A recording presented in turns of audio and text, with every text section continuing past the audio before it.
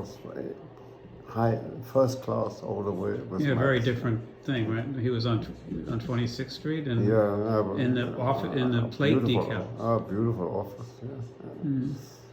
And Max wanted me to make his right hand, and I ran into big problems in his company because the guys who worked for him, they saw death coming towards them. You know, Somebody knew. All of a sudden, somebody came in who knew something about the business. You know, and I had more enemies in that company. They went to complain to Max continuously what I suppose I did wrong,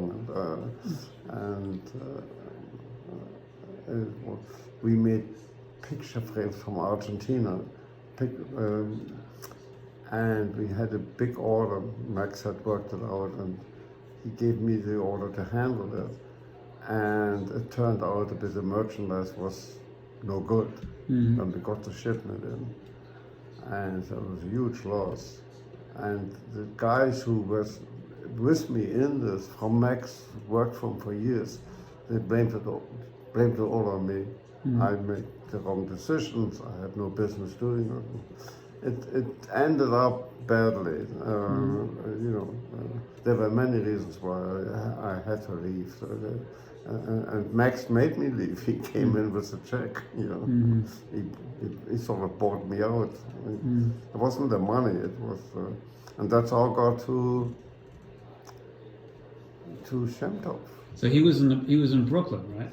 He was in Brooklyn. The problem was I had many good friends in the industry, and especially in the advertising specialty. I built a nice circle of big companies who were willing to take our. How old were you then? Were you 50 then? 60? Who, me? Yeah, when this happened. Yeah, when you left with Prepac, how old were you when you left Prepac? Oh, I have to go back with a calculator. Well, you weren't 40, right? Yeah, I was 60, yeah, something like that. Yeah. But I don't know where was I just. Oh, Shemtov in Brooklyn. Yeah. I met him and it became, you know, I had to do something. So I went to many of the people in the plate business, which Max was in. Many people, I knew by then quite a few people. And also to the manufacturers. I went on a trip to Germany to meet these people. And the problem was that most of these people told me, you don't have the backing of the major companies. Go back to what you knew best. Don't try to get into the plate business on your own. You got Max to compete against. You got so many people who are making these mugs and making these memorial plates, and you becoming as a newcomer, you're going to have a tough time. The people in that business told me, do what you know best. You were in this plastic business all your life. Go back into it. And then I had this big order with me, and I gave it to Howard to produce, and he couldn't produce it. Because Howard stayed at Prepac longer? Or he? No, there's another Howard, the guy who ran it. Forgot his last name. Anyway, it didn't work out, and I got to Republic with this order in my pocket. That's what made it, because I had to leave Prepac, and I had a big battle with them to get. I said, I'll give you the order, you pay me what you owe me, which was close to $15,000 from commissions. And they didn't have any money. And I said, well, I'm not going to give you the order. That's when I started looking for somebody who could make this order. It was worth a fortune. And that's how I met Shemtov. And so what was the name of it? Was his firm called Republic? Republic See-Through, And he said, I can do this. When I looked at his factory, I said, you can do this? Was it like in a loft in Brooklyn or loft? No, he owned the whole building. In Williamsburg, or where was it? In Williamsburg, right.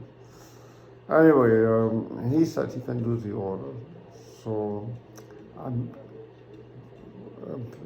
with the help of the guy who bought him, Teddy Schiffman, I got my money and I took the order with me. Mm-hmm. Yeah, I wasn't going to let Howard produce it. And I came to Shimtop with that order, so he was in 7-7. Oh, Howard was the new owner of Prepac? That was the Yeah, Howard? the Okay. other, I forgot his name. Howard Mackey? Mackey. Howard Mackey. Right? Mm-hmm. Yeah. And soon after went bankrupt, Mm-hmm. They And had then everyone merged their lost their business. jobs? Mhm. Everyone lost their jobs? All the people that worked at Prepac, all the factory workers? They lost their jobs. I mean, he just couldn't produce the stuff. And it became. I walked out. I had to get out. This was not because I didn't want to work for a black company, but it's most black companies told me when I came in as on a minority basis to quote on these things. They said, "You're the wrong guy. You're gonna send your own people to do their own. That's how we can work. We're a black minority. You are a black minority, but they're sending a nice Jewish guy to do business. It's not going to work for you. You've got to have black men meet black men. That's the way it is." And that's the way it was. It made no sense for me to continue. They were very polite, but it made no sense. It became a nightmare altogether.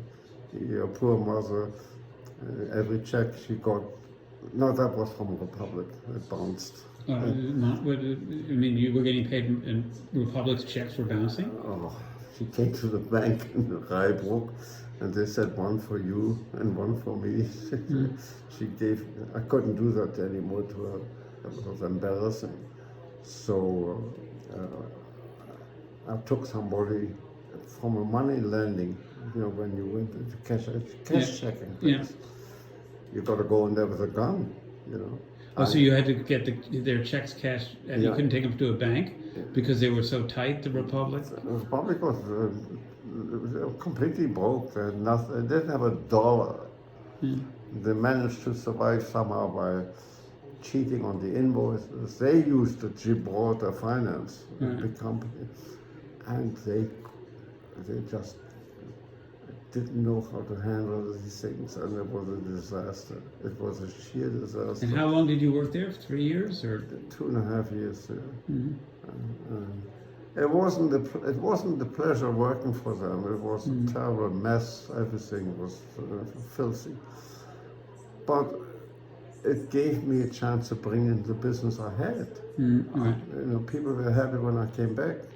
So I went to the auction of Prepac to buy what I needed, the tools. Oh, so when they were bankrupt, you bought the tools? Yeah, I went during the auction. Shimtov gave me money, and he gave me the cash? wrong change. he shortened me on cash. He gave me, and I said, "Mr. Shimtov, that's not $300. That's $250." I said, "Oh, you go out," He was. This really. Now, when hold on a second.